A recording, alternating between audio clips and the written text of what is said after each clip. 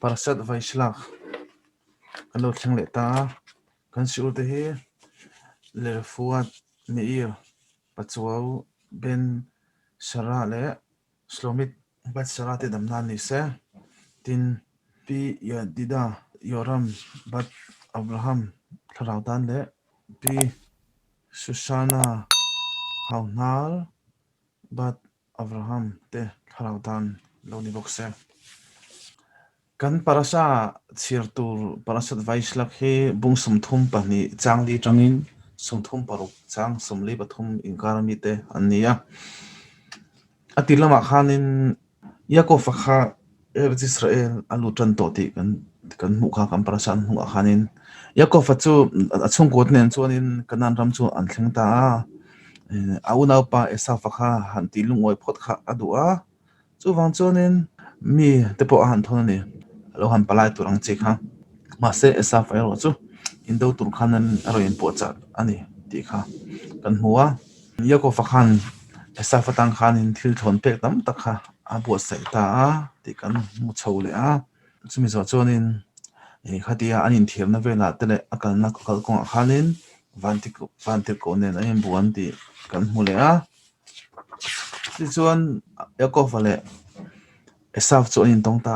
ai ta dan chan chin te kha kan mu le a anua skheman thlenga dinai chunga thil du lo tak a thlenga khalaya skhem borok sang tak kan mu le boka chumi zo chuanin lel pa pathianin Yaakov mala somna le thutiam a hlen tur thute khatiang kha aron lang le a Benjamin a pian thu le Racheli bola chungchang mo general zek le a to pa hianin Yitzchak bola thuin ron top ta ni Esau indo tura a impo cha thute kan huwa kum khove sema changa kum sang ni le zan ni le panga ani to ni chumi hun lai vel chu Yaakov le achung te chuan kanan ram laman pana athil ni nen khanin Esau kha auna pa kha ama thil theng te wang khanin ti lung oi tur khanin mi atir ta ni mi atir te kha an lo le chuanin u Esau chu mi zali nen ron mok tur chein aron kalani ti kha ania Yaakov chuan a het hiam hala a thaphang ta emema ti chuanin a in bo sei ta aran rual le ami hroi te chu pol hnia siama pol khatin pol ni a pol khatna an lo be chuanin a pol ni in le kha an lo in sa seng man don ni tiang chuan heta hian mina sim pang hian tu hian so mi a thil ti na pianga lo thling zial kan ti kha pathian ma somna dong chu engting tiang mi chuan ril ru putang ti kha nia mi an hlot thin chuanin nge chapo na te po hi alom thina tiang bukin ka kut chok ani ka hlo chok nge ani ka tha nge ka hlo chun ni ti te khanin mihring chuan ngai tu na le song tu an te po kha a seng the ani ka fin wang ania ka zira ka thiama ka chakna nge in ati theya ma se chu teng anga ati ani chuanin ati sol let der ani ti ani Yaakov fa tang hianin kan zir theya mi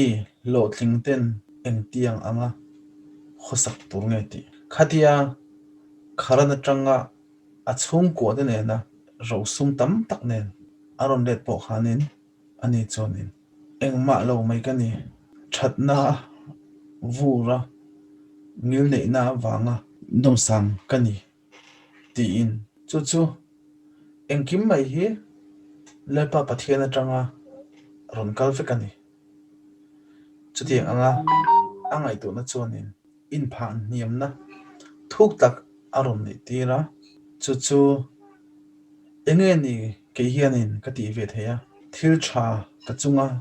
ron om zong zong te hi ka phu reng em ni ti in chu ti anga hlawtling nu po a in ngai tlawma lalpa pathian atanga engkim local ani ti zuk hriat theina kha mal somna chabi ni ti ani ti chuanin Yakov chu atong trai ta a isa falaka ta lalpa pathian ina a chan chu thei tu khan ti chuanin ti na soya ol pa nang chuan ichunga that ka chu nge yang ti in ka thla te po luya tui pui kama triau chiar sen lo ang in katipuang iti kha ti in lalpa pathian hena chuanin ange na ni esafa ta na thil thon pek tur te kha ampu sai ta ni ta hianin khang hun a khanin an riaka esafa thil thon pek tur te chu ampu sai ya kelpui zani le apa somni berampui zani le apa somni sahong sei te so lai nei som thum le anu te tenen bong pui som li le apa som sabeng tung som li le apa som ti ang khopa tam chu esa fatang khanin abu sei ni yakov chuanin chung thil thon pek pe tu te chu pol nia asiama akal ma satur le akal na nong tur akal ma sa le hena khanin o esa fa an lo mu cheu chuanin tu mi le sange ni ti in khong in kaldon ti in aron zot cheunga ti anga ron zot cheu ni chuanin nang ni chuanin inaw yakov mi kan ni ya kalalpa esa fa pek turin min khal ti rani ama yakov po kan hunga son alo kalang tiang cheu atia chutiang mokin apo ni na po kha chuti anga sai tu chuanin atini thil pekte esa fan amu chuanin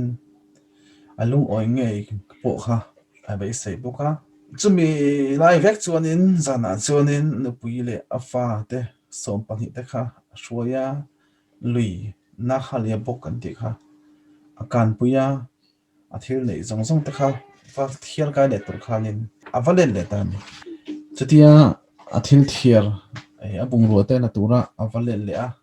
azo feldon to khanin vantir ko kha aron lang ta khut maya chu kol en khowan don nai kha alo ni to a anin buan ta ni chu vantir ko chuanin an he don lo te hriat khan a khel kha azu khoi sakta a sta chuanin vantir ko chuanin ala ne lo tra lo wang khan yakov khanin akal tir mai ta du lo a kho war don to si ya ti khanin vantir ko zok achak lo zok chuanin min cho mai te khoin ti khan di la ma se yakov chuan du that lo a vantir ko chuanin minga zota ti chuanin yakov kani ti ani chuanin minga Israel ti in a pho sakta a vantir ko chui bun sia in ne ta sia ti khan an saya aming azot veta yakov khan ma se vantir ko chuan shil lawa amero chumala somta a chuan yakov khan khamin mun nga khanin peni ela phota a aro a khel ru kan ti kha git na se an tia hebru chuanin khami ain zum na lai tha kha a khoi sanga wangin yakov chu bai ta a voini thleng hianin Israel fa te chuan sai thiang te zinga ai a khel ru la reng hi an ei tangai lo ni vatir ko nge ini mishing ti chung chang hi mishnat Rabbi Eliezer parasat te va fa hianin lewon sei bal awa angil kan lo mishing ge bai ka ni ti in kan soi thina ma se di ta kha chuanin mishing te hi vantir ko a hianin kan din hun hi asang dai zo kani mishing chuanin chadik theina kan neya pathian tri theina thupek som theina te chadik chu pathian tri mi chu vantir ko te ain an din mun sang zo kani chu khoi tra dan bu kan ti chuanin khadia vantir ko le ko fain bong khanin vantir ko khan ne lawa Yaakov phát na chuanin min tha thiam mai ro min ngai dam sha mai ro ti zong khanin vana khoen ma akal the tur khan adira ni chu Yaakov khanin arem ti mai lawa anua van tir koina mal asom no achau khanin a chhotira ni kan ti kha an u nau in tan chong chang hi Esaf chuanin mi zali ruain Yaakova aron panani hala hianin Esaf ni Yaakov aron pana hian indo turin aron kal kan ti kha chu a Bible atora azir ngol tang chuanin thiam thei ani lo na a ma se Yaakova alo impu cha na tang khanin a thu chung om je kha mu thei ta a mitras lampanga hianin bersin raba hianin thon thu toy pakhat aron pe a chana di tak chu hei hi ni ti in Esaf le ase pe ta kha man mo takin chak takin Yaakov lam pan chu na run tlan ni Esaf chuanin sipai zali chak tak tak indo thiam tak tak kha anaya ma thoi tira anni chuanin Yaakov ate mai chu in kan ne thoi don lom o sam takin ti in annui po aza a ti chuanin man mo takin an siam hreite an khan net ne chuanin malaman pantani amero chu an mu phak vela hianin sipai tam tak an malama hianin an mutani ta chuan arelo te a chuanin aron thlengta a sipai sang tak tak te ni hloma an ni chuanin thir in siam sei in belna thata tak an nei bokani Esaf le a sipai te chuanin kha chung ang sipai chu an tan ne ngai na chu om do lo ni ti chu hriat sa le ngai ruat thiam mai tur po an ni mela chu ta an sipai general ho tu chuanin Esaf chu tungei ni ti khan avazota Esaf chuanin anni ho chu sipai pa ngai mai anni lo ti kha a hre thiam mai a anni kha van lam sipai van tir ko sipai lei sipai ti ang mai ron lang an ni ti kha ani lang te ani ni ani chuan ke hi Abraham tu pa ka ni ti in lau thong tak chuanin khur de ti chuanin a changa a chan chu Abrahama dikna chan vo le a chadik na khanin a hum him thei kha a ringa a chunga zangai na arun lantir kha be sei ni chung sipai ho de chuanin an chinglet neka a sipai ho de chu an vo shepa na takin liaman tura chumi zo chuanin an kalbo le ta a Esaf sipai de chu liam tur in le na in pa aunom ta ni ti chuanin an kalkong ro chu an chun zom zela an ho re lo te a chuanin sipai tam tok mai sakora te chuanga ron tlan chu an hmu le ta a Yaakov sipai rol te chu ron hol le ta ni an zinga sipai ho tu chuanin tungai ni ti khan ron zot le a Esaf chuanin ke hi Ichhaka fapa ka ni ti in chutia a chan chuanin apa chadik na khut khanin za chunga zangai na lan be seya ma chu tiang chung po chuanin si chung sipai ho chuanin Esaf sipai te chu an la vole shepa na takin hliaman tur le a ti chuanin an kalbo le ta Esaf le a sipai te po chuan hliam tur le na tur tak chuanin an na an malam chuan chun zom le a anu re lo te a chuanin sipai dang bok ama mi te ang bok a chak kha an hule ta ni in do thuam chitin reng in bel khanin an zinga sipai ho to pa chuanin mi tungai ni aron ti le a Esaf chuanin ke hi Yaakov unau pa ka ni atita a ani chuanin sipai ho to pa chuan ani chuan ani hoi khoi su ku thak su te in chung sipai ho te chu angkal bo ta ni chu chang chuanin Esaf chuanin a hre thiam ta a Yaakov hi do chi ani lo ni van lama van tir ko te ho an lama an changa chu wang chuanin ama nen hianin inti boy chi reng reng ani lo ni hi ti kha a hre thiam ta a chu wang chuanin Yaakov ava mu po khanin nasa takin ko in a fopa ti chuanin an mani in kar po kha a that hiang berin thian angin ain rem pui dani ti ani Yaakov fale Esaf chu ain tong tani Yaakov chu na chung te chu ain dotin rema a meite fatel te kha masbera da a ado da le ai fate kha anong bera na khel le Yosef te ti khanin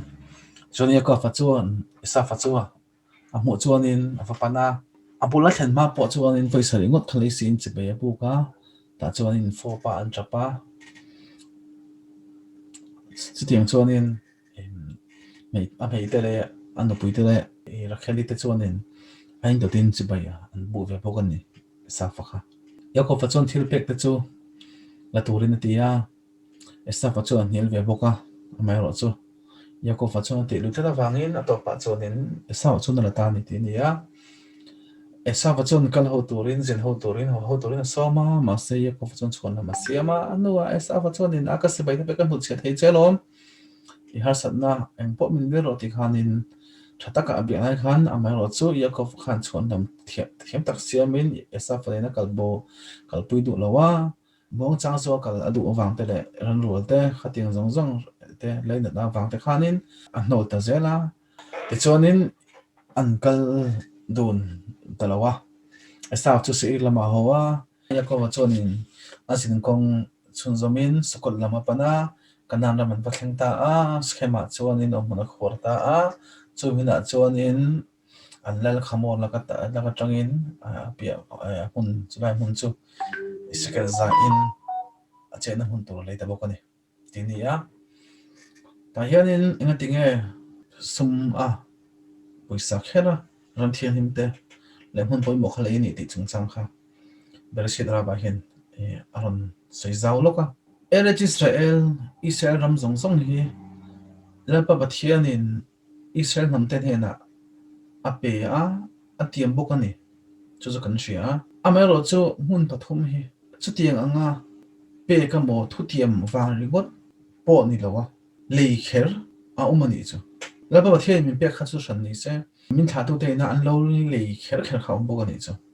puisa fai thiang himin an le ni chu mun te chu marata makpela ama a kan parasha khai sara a avraman aleikha ania chumi zo chuanin Yaakov hianin helai mun schem mun hi aleya chui mun a chuanin Yosef atstik po khan wan phum nge ti kha ania chuanin nakin a hun local ezel tura David amelekin Jerusalem hun so temple sakna so alei bo ani te ni Yaakov chuanin mai cham asiama chuanin chui minga chuanin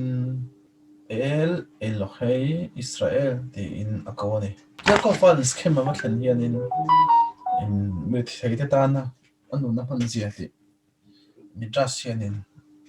aron saya berasin raba Yaakov chuanin ka fata u rama kalula ran rote wa vengula ti in kei chu khopuya ka valu tanga thil ngemoni thil thati turte mi puita na thil tha turte ka vati nge ti khan in ka valen kolange atia chan chu ani kha schem khobul loka an khosak an ti kha khachunga chona valenga Yaakov chu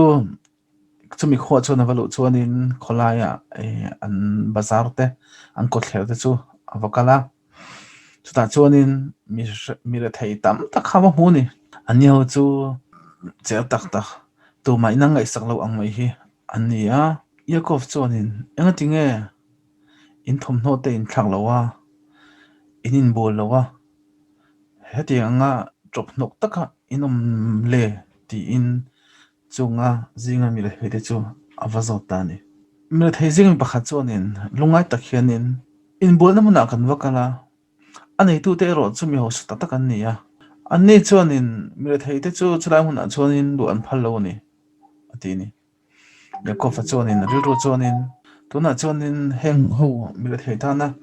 thil thati dan to ngai tu ngai ni hi atita a chhelo de chu in bol na mun siam turin bo sai turin atia chutiang chuan in bol na mun chuan sa a ti chuan chulai khomi te chu chum hun a chuanin in bol I thei turin atia in bol na man po chu an sum de chuina apek thei tur ang in atlong zo kin ati sakani ti chuanin mira thei te chu arong kala aro in bola fai takin na run choka an hlime mem ta a yako bula chuanin lom thuan soi taboka yako fa chuan enga azot le a ani chuanin nga tinga in vacher ve ti in an ni chuanin an chang le a ke ni chuanin chang le hemi hom som mai kan e thina ran rual beram te mo bong te mo sa reng le tu puisa kan nei lo lom atia yako fa chuanin ani chuanin sa zop na dor ka siam sak chu ti in sa te chu sa chuanin yako fa chuanin sa zop na dor siam sak le a chu ho ina aman tlong zo ka ande thian tur khanin ati sak le ni chuanin chung me the ho te chu chuan sa chun le ya ina chuan an ma ni po kha khatia ei tu tha ro ei nu khanin risel zok te an lo ni choda a hunaron kal zela chung me the ho te chu yako bula rong kal le a tuna hianin hun har sa tak kan ma chon le ani kan nei de ani mi ho sa te he na kan in sum do na thil kan le na hianin kan poisa te hlut na hi min ti hiam saka thil kan vale ve hianin kan poisa hi lo big zela ti in yakob la chon rong complain a yakob fa chuanin chu mi ho sa te bula chon kala enga tinge mi le the ho te hi in bum thin ni a an poisa nei ve chun te kha a hlut na in ti hiam sak bik ni chu teng chon ti thin nem ti khan zo ta ni an ni chuanin in ti kan ti bi chunga ke ni po he tiang ang poisa ho hi min pek thawan ni a an ma ni ang tho solom kan nei ni ti in yako fa chuanin ani chuanin poisa hlut na te thei na tur buklung dik tak ka siam sak ang chu thain tm atia ani chuanin tiang chu min ti sak ro a thang tang ti in ti chuanin yakov chuanin buklung dik tak ate kho phong dik tak kha asiam ta a ti chuanin khang khole tuyami te hoina an poisa diklo te le fel hel te reng kha aron la a ti chuanin asiam that saka ti chuanin an sum le pai man tur po kha buk dik takin asiam rem saklom ta ni ti chuanin yakov fa chunga chuanin mitin te kha an loma an khuwa khan ma somna adon pa ni dinai chunga thil theng yakov le ai fanu khan dinai ni kan ti khamo ani kha aleng chuka khivi nam khamor fa pas khema chuanin alo mana achunga thira thak tak atitani sakhema chu dinai la ka chuanin aluang lim ta a ngai zonga na sa takin mai na khurbinga atutani chuan apa khamor ni na chuan kala apa hena chuanin dinai hi kan nge ngai ni ti khan dil tangoi ngoya apa khamor po chuan khema dil na chu ngai pei mo atin schema hi an ma ni chung ko zinga po hianin an ngai san ron le an hero do ber po ani verenga apa khamor chuan yakov hena chuan dil sak ta a ma se yakov han kha tiang thil thanga lo hriat khan in chuti anga thu na siam ngot mai chi ani lo ni chuti khati kha hria khanin alunga na chung khanin a thin rim boka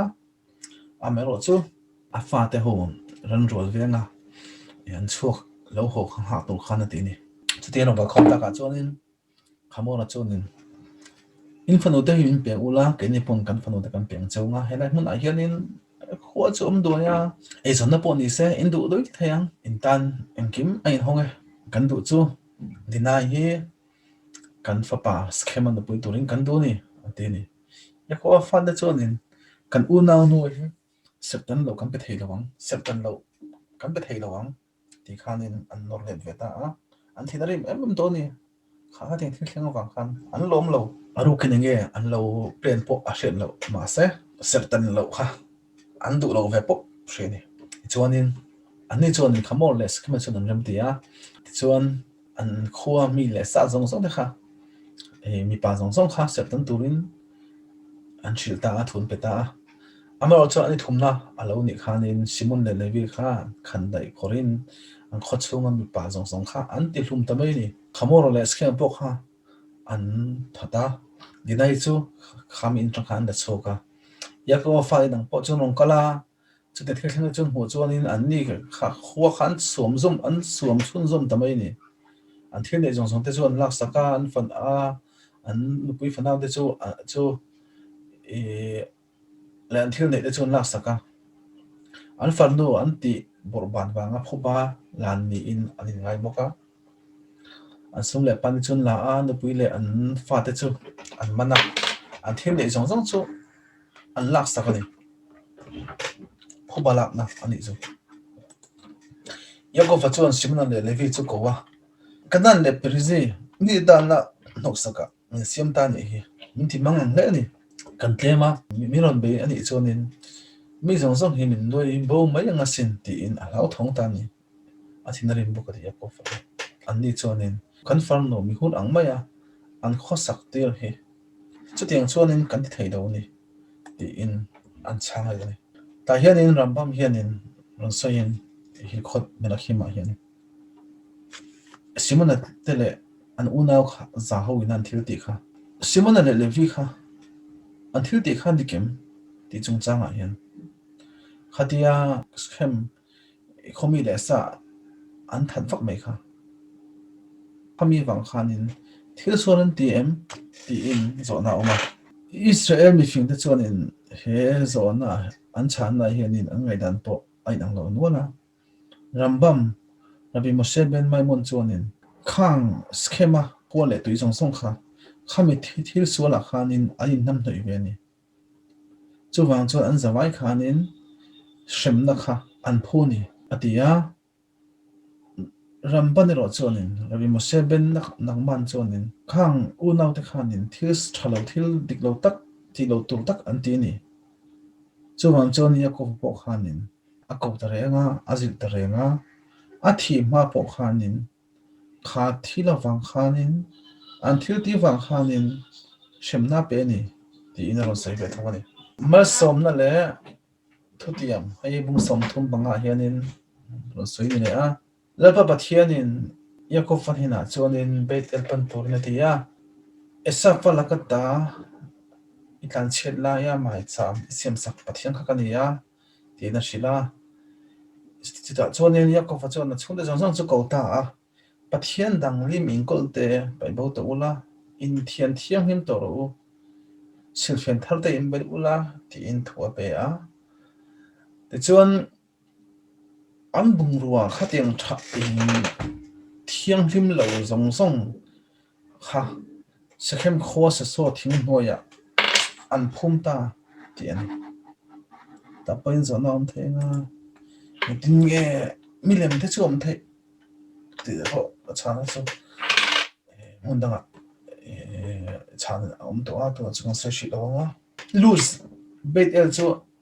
yakov van le chung chuan thling ta a mai chama siam le a chu hun chu van der ko te a mu na kha ania pathian skina arin lara chuanin chumi awang te chuanin aminga betel ti in a kawani heti lai mek hianin dvorai rifkai omtemu hi aboral febokani tiani chu betel hun kha ania betel chuan hoi tiania sasobula chuanin alon bakhuda dvorai kha an phumani rifkai omto kha laba pathian chuan yakov ni to lovin Israel ni to zokam ti in ama a vantir ko ina hinga pho kha aron nem he sakta a el sadai kani boka kamal so mangcha I chal be chang hian in nam lian tak aron chal sokanga rel te pho an umang atia asoi zo a khatia schina aliam nu khanin luga phuna in thoina siama aminga bet el avok anti kha he vai de vai thum te in ze no na kon isa kan tora hian in chan nei bekin thila sai ne biniamina pian thu le rakhele boral thu kan hule a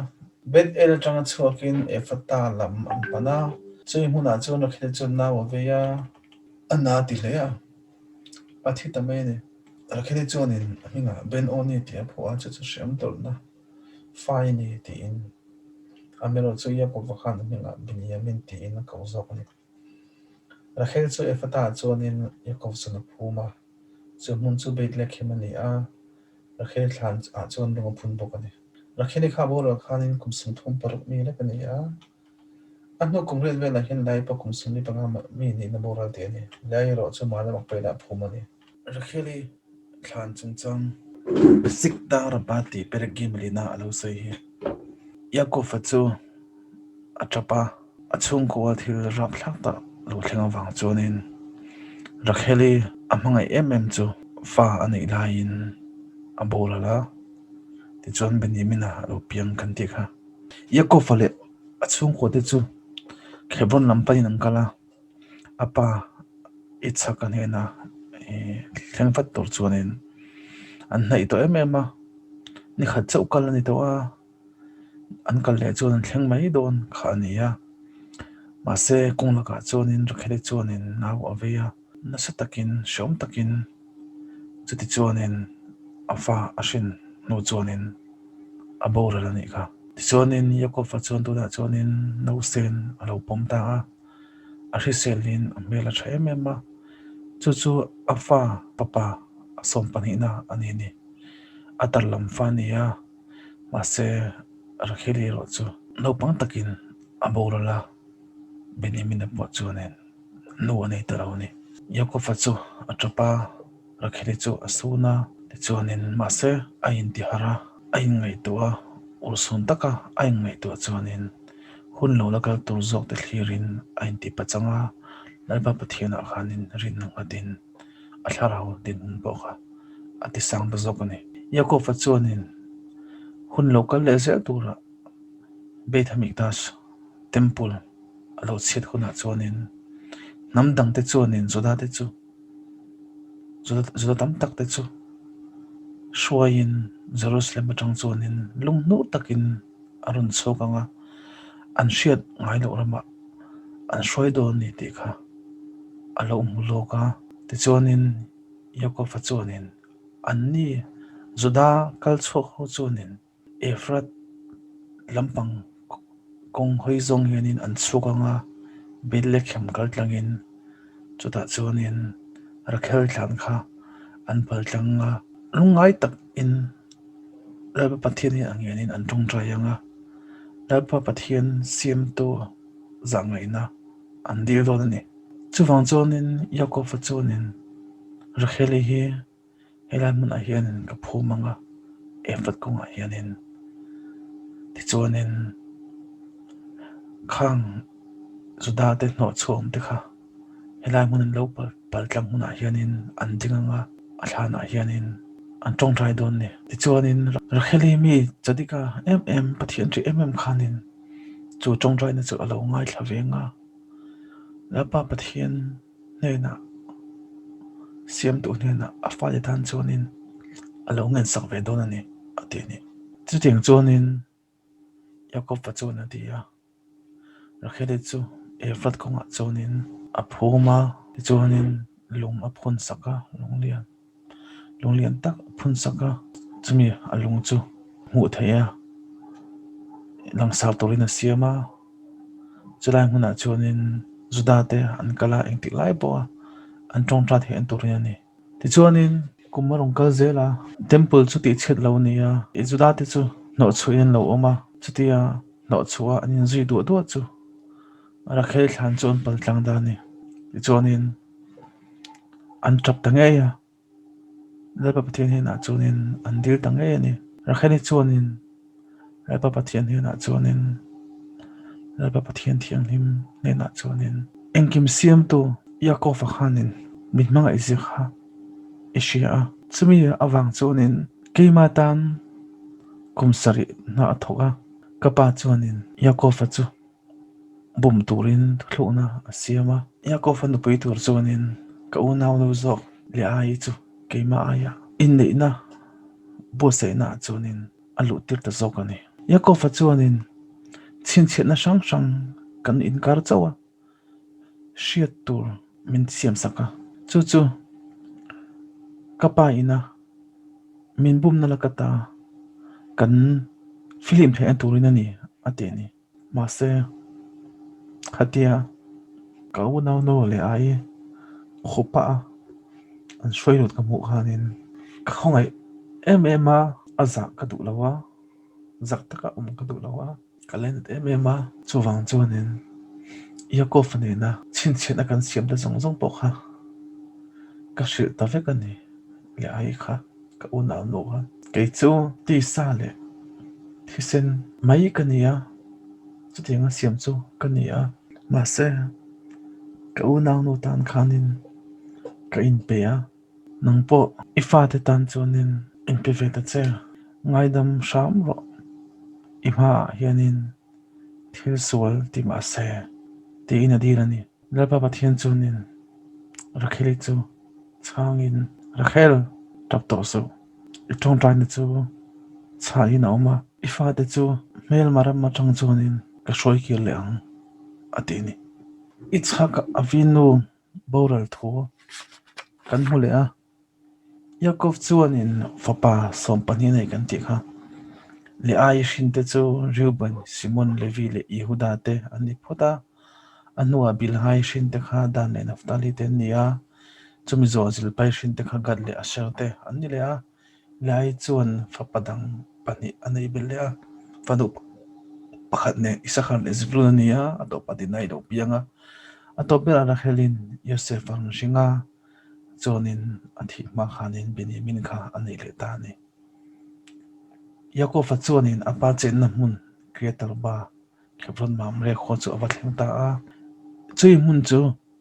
Abraham te Ichak te chen na mun kha ani ni Ichak avinu chu kumza somret mi ni in borala chui mun apa Abraham avinu ina alo le mar da makpela ama kha asara I lo phumna khanin Ichak avinu po chu Esav le Yakov te chuanin an phum ani ta hianin Rivkai chungchang kha soilan ani lawa Yakov hianin anu Rivkai mga tu kha apuman lo ne Rivkai ma imenu chu kumza sum ni bathum mi ni na borala kumza sum thum bathum mi ti ase ani boka devora ya main ko tu abora ma deu che khanin abora ni skemi le sa te an vat tha chimit live kha ani ni Ichhak avinu ro kha chu Yakov avinu hianin kumsam ni pakhat chuang aleng kol mana Ichhak avinu abora khanin Yosefa kha lung ina atang kan ti kha Potifar no puina ai ati boi de kha khami wanga atan kha achu ama kum khat che ani ti ani bokani Esafa tha te kan hule a bung som thum par chang kha changa chalu ka hian Esaf khan khanan mi che de nei kan ti kha ada te niya oha libama te niya chubaka basmat Ismail fanu kha avanai kan ti kha eta kanan mi ten Rivka le Ichhaka te nunan ti shom emema khati alo thil khanin le anuwa Yakov atlam bodong khanin apaten kanan mi chian du lo ti da kha hria chhunu khanin Ismail fanu hi du mana ti khan bakalani kha chonin Esaf chonin thla dam tak anaya ta hianin Yakov awathlen kan ti kha apabula Esaf hi ain sa senga achung ko zong nen achung ko zong le afana zong te kha se ir tlang ro ma khoi chhota e ti ani ni ta hianin Esaf zong nge Yakova Israel chang tu ti chung chang hi kan tora hianin Israel kha Yakov le Esaf patan lo ho thei ni nawa pakhat zok chu ain thir film ngai ni ti chung chang asoya han suang to mai chuanin Yakov zok kha in sa seng tur ania achan chu Israel ron thleng chau kha ania kumrei tak aum lo ni tin anu puite po kha rampon min nia kharan min nia Esaf vai ro chu anu puite ka kenan mi ten nia khalai mun mi thau khan di ni tin indomi nia chak tak ani boka Yakov ai po khanin ho le sipai de kha anga facebook ani chu tiang chunin ho ma se esa fa chu a in thiar filima akal ta zok ani ti choni ko fa zok chu Israel chunin jam bang ta zoka omje chu esa fa khan yakov fa kha aron let khanin helai muna cheng het turin aron hoa tin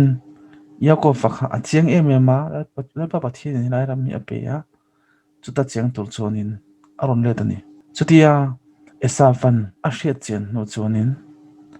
a in thiar film ta ni ti ani chu ko zari khanin ma mara khan aron soi ani esa fa thla te kha atopa hianin aron soi le a esa fa thla te chungchang ron ta la ni kha ani a ani chuanin in thla chhon dan sang sang te pawh kha aron soia an thla te edom rama chuanin lal parian ngot an oma nuwa som khat nom ti te khanin aron soi ni poni se do tokila chiar du tan chuanin hemi esa patha chungchang chu thui tak aron zekani bung som thung paruk chang sre changa somli pathum inkara hianin in thla chhon dan zong zong ta kha tora hianin apoi mo ni lo se chuanin aron zia kai don lawa hun local le zel tura hemi te hi tu tengen ni tu te enge a in kung kaina tia chhuile aron amuna hianin heng kan tora a ming da zong zong te le zia lu zong zong te hi omzene ani ti kha kan shet amai ani tof zabain shabbat shalom veko